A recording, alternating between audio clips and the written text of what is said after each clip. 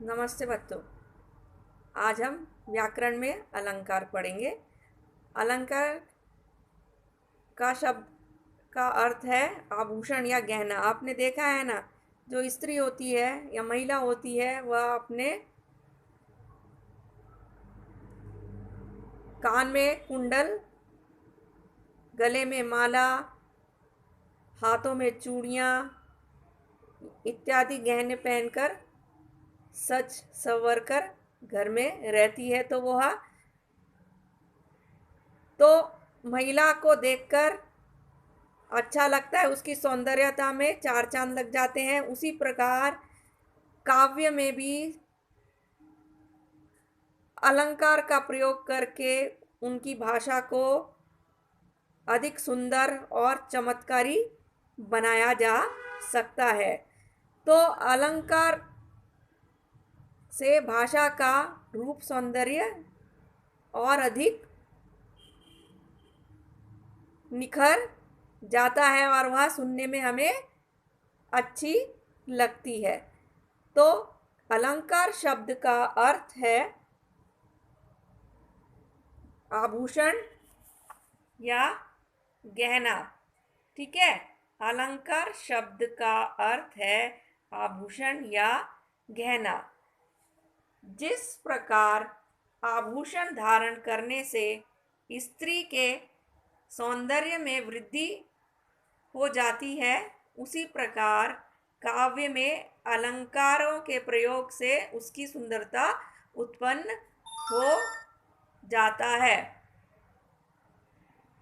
तो क्या है कि जिस प्रकार एक स्त्री आभूषण डालती है, गहने डालती है, उसी प्रकार से काव्य में अलंकार के प्रयोग से उसकी सुंदरता अधिक हो जाती है।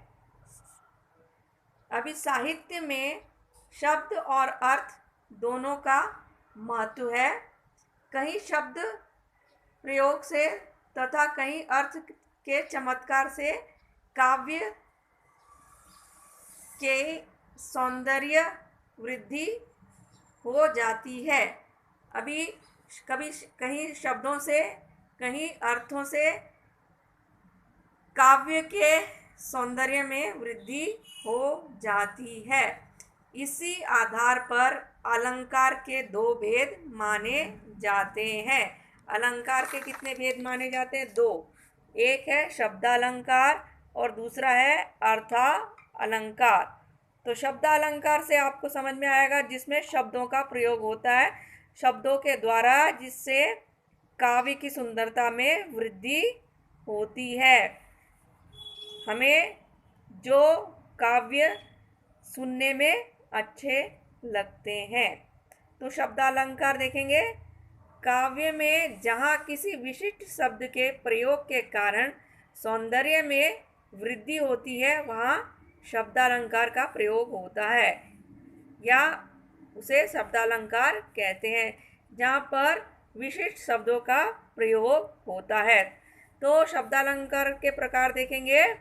पहला देखेंगे अनुप्रास अलंकार। ये शब्दालंकार का प्रकार है। ठीक है, अभी अनुप्रास अलंकार, ये अलंकार क्या होता है? इस अलंकार में व्यंजन वर्णों की, जैसे क ख ग घ ङ, ये है व्यंजन। तो इन व्यंजन वर्णों की आवृत्ति या अर्थात एक से अधिक बार होती है। एक ही वर्ण को दो या दो से अधिक बार प्रयोग में लाया जाता है, तो वहाँ पर अनुप्रास अलंकार होता है। जैसे आपने ये सुना होगा, चाचा ने चाची को चांदनी चौक में चांदी के चम्मच से चटनी चटाई। तो इस में वाक्य में च शब्द, चाचा च, ने चाची च, को चांदनी च वर्ण, चौक च, चांदी च, चम्मच च, चटनी च, चटाई च। तो आपने देखा यहाँ पर च वर्ण की पुनरावृत्ति हुई है, अर्थात च वर्ण एक से अधिक बार प्रयोग में आया है तो यह अनुप्रास अलंकार है। इसके बाद आप देखेंगे खड़क सिंह के खड़कने से खड़कती हैं खिड़कियां। तो इसमें देखेंगे आपने ख शब्द का प्रयोग एक से अधिक बार हुआ है, तो यह अनुप्रास अलंकार है। समझ में आया? तो अभी आप देखेंगे जिस रचना में व्यंजन वर्णों की आवृत्ति एक से अधिक बार होती है वहाँ अनुप्रास अलंकार होता है। उदाहरण, विमल वाणी ने वीणा ली। तो इस पंक्ति में, इस कविता में कौन सा शब्द या वर्ण आया है? व। कौन सा है? व। देखो, विमल व, वाणी व, ने वीणा व। तो 3 बार यहाँ पर व वर्ण की आवृत्ति हुई है, रिपीट हुआ है। यहाँ पर व वर्ड 3 बार रिपीट हुआ है, तो यह अनुप्रास अलंकार है। समझ में आया? अभी आगे देखेंगे। तट तमाल तरुवर बहु छाए।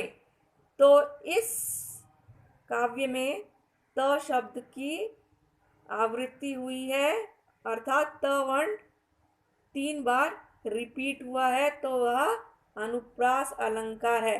जहाँ पर वर्णों की, एक ही वर्णों की आवृत्ति 2 या 2 से अधिक बार होती है, तो उसे हम अनुप्रास अलंकार कहते हैं। समझ में आया? अभी दूसरा देखेंगे, यमक अलंकार। यमक अलंकार क्या है?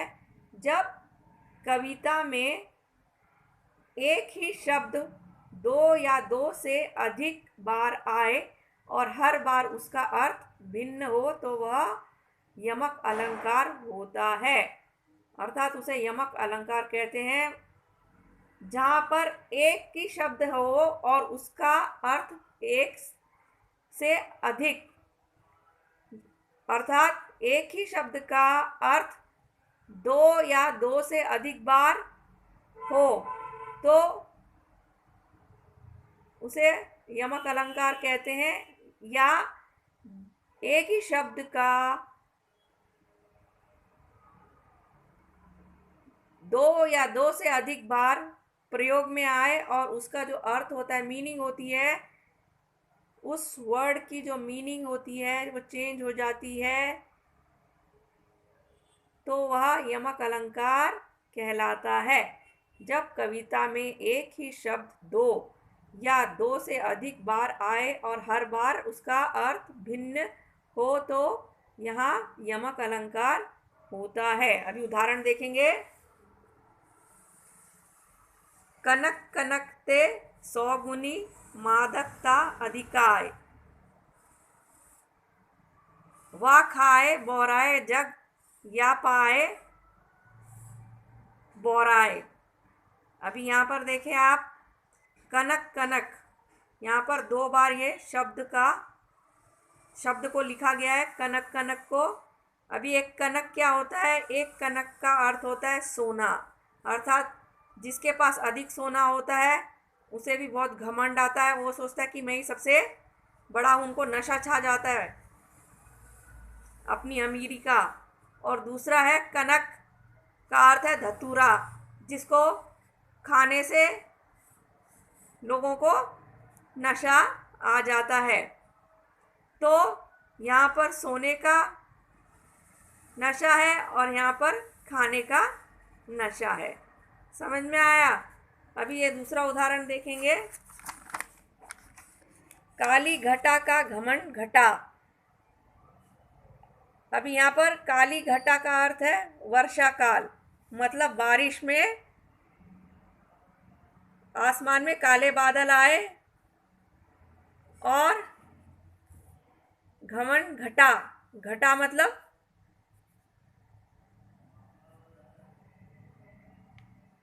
कम हुआ।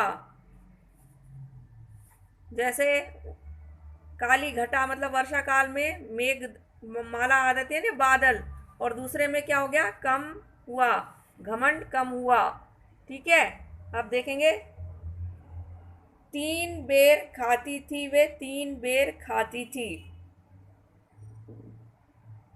अभी ये तीन बेर का अर्थ है तीन बार, वो तीन बार खाती थी, खाना तीन बार खाती थी। और दूसरे में अर्थ क्या है, तीन बेर खाती थी, इसमें क्या है, तीन बेर के फल, जो बेर होता है ना, आपने खाया होगा, उसके फल रहता है, वो तीन बार खाती थी। पहले वो खाना तीन बार खाती है अर्थ में, फिर दूसरा है तीन बेर खाती है, मतलब बेर के फल होते हैं ना, वो सिर्फ तीन ही खाती है। समझ में आया? अभी यहाँ पर देखेंगे श्लेष अलंकार। श्लेष अलंकार का अर्थ है चिपकना, अर्थात जहाँ पर एक ही बार शब्द प्रयुक्त किया जाता है लेकिन उसके एक से अधिक अर्थ निकाले जाते हैं, अर्थात जहाँ शब्द तो एक ही बार प्रयुक्त किया जाए पर उसके एक से अधिक अर्थ निकले, वहाँ श्लेष अलंकार होता है। अर्थात एक ही शब्द होता है लेकिन उसके एक से अधिक अर्थ निकलते हैं, उसे श्लेष अलंकार कहते हैं। अभी उदाहरण देखेंगे। जो रहीम गतिदीप की कुल कपूत की सोए, बारे उजियारे करे बड़े अंधेरों होए। अभी यहाँ पे बारे और बड़े ये दो बार आया है। जो रहीम गतिदीप की कुल कपूत की सोए, बारे उजियारे करे बड़े अंधेरों होए। तो यहाँ बारे और बड़े दोनों शब्दों में श्लेष अलंकार है। अभी बारे मतलब बचपन, पहले में क्या आएगा अर्थ, बारे मतलब बचपन, और दूसरा अर्थ होगा जलाने पर, ठीक है।